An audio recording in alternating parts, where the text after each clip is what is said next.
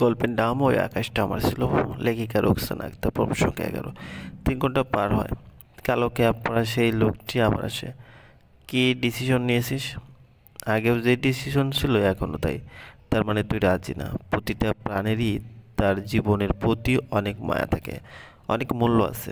তাই তোকে আমি 3 ঘন্টা সময় দিয়েছি পজিটিভ পজিটিভ কিছু ভাবতে। কিন্তু এখন দেখা যাচ্ছে তুই তোর নিজের জীবনের প্রতি মায়াই করিসনি। তোর যেহেতু জীবনের প্রতি মায়া নেই, তাহলে তোকে বাঁচিয়ে লাভ কি বল? কথাগুলো বলতে বলতে লোকটি প্রীতির একদম কাছে চলে আসে। প্রীতির দিকে কিছুটা ঝুঁকে এবার কণ্ঠস্বর খাদে নামিয়ে বলে, সত্যি তোর মরার ইচ্ছা আছে?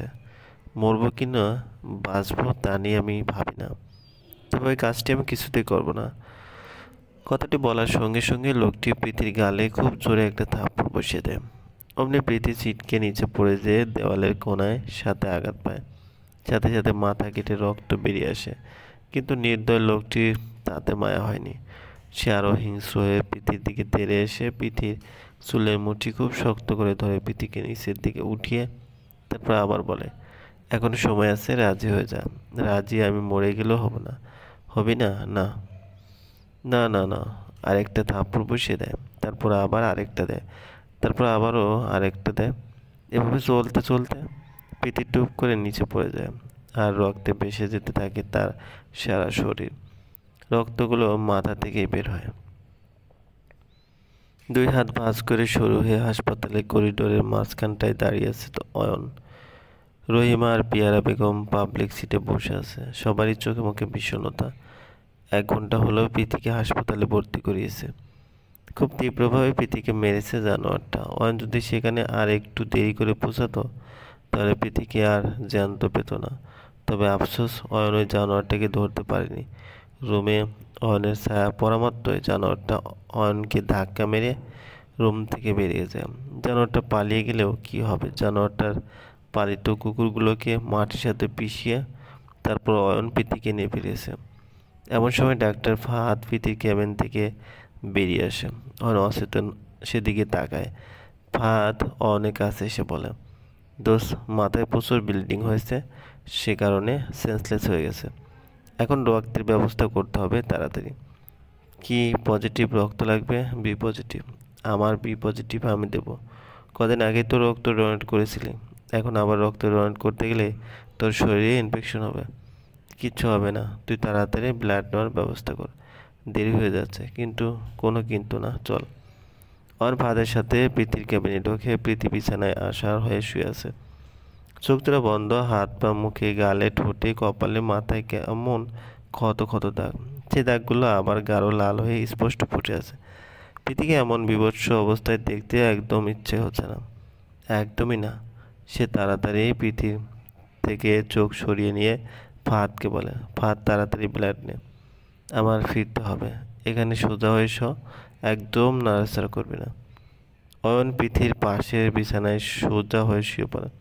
তারপর ফাহাদ দুজনে ব্লাড আদান প্রদানের প্রসেসটি জয়েন করে নেয়।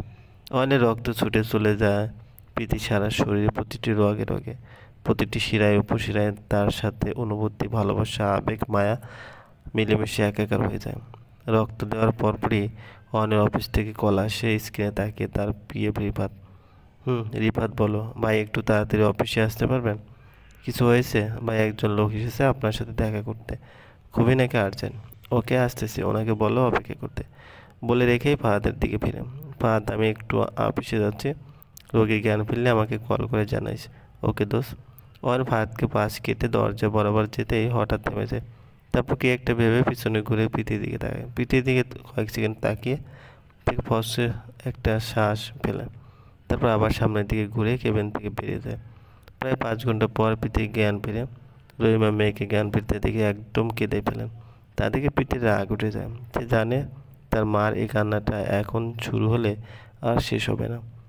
এটা সেটা বলে শুধু নাক টেনে টেনে কাঁদতে থাকবেন। এটা ওনার একটা অভ্যাস। উনি যে কোনো সময়ে কেঁদে ফেলেন। খারাপ সময়ে কাঁদেন, আবার ভালো সময়ে কাঁদেন। তবে ভালো সময় একটু বেশি কাঁদেন। ওনার মতে যে মানুষ সুখের সময় বেশি কাঁদে, সে মানুষকে মহান আল্লাহ সবসময় সুখে রাখেন। অথচ তার মা এই ভেবে কত কেঁদেছেন, কোনো লাভ হয়নি, উল্টো বিপদ আর বিপদ। এভাবে ছিচকাদুনির মতো কাঁদবে না মা, আমার অসহ্য লাগে। লাগুক, আমি যে কি পরিমাণ কষ্ট পেয়েছি তা জানিস তুই? জানি। তো কেন বলছিস কাঁদবো না? এখন তো আমি সুস্থ মা, আর সুস্থ না হলে কাঁদতে তখন কিছু বলতাম না। এটা আমি আনন্দে কাঁদি রে প্রীতি, খুব আনন্দে। তুই সুস্থ হয়েছিস কত খুশি আমি বলে বোঝাতে পারবো না। ডাক্তার ফাহাদ তখন পাশে কেবিনে ছিলেন। তিনি কেবিন থেকে কিছুটা দূরে দাঁড়িয়ে ফাইলে কিছু ওষুধের নাম লিখতেছিলেন। তিনি এতক্ষণে মা মেয়ের সব কাণ্ডই দেখলেন। এক পশলা কথা আর না তুলে পারেননি।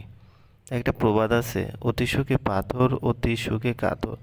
যদি পড়ালেখা করে থাকেন তাহলে মিস প্রীতি আপনি নিশ্চয়ই এই প্রবাদটি লিখেছেন। না, আমি কখনো পড়ালেখা করিনি, তাই প্রবাদটি কখনো দেখিওনি।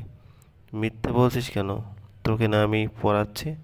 ডাক্তার আমার চেয়ে ডাক্তার আমার মেয়ে এখন ভার্সিটিতে পড়তেছে। ডাক্তার ফাহাদ এ কথার বিনিময়ে একটা মৃদু হাসি দেন, আর কিছু বলেননি।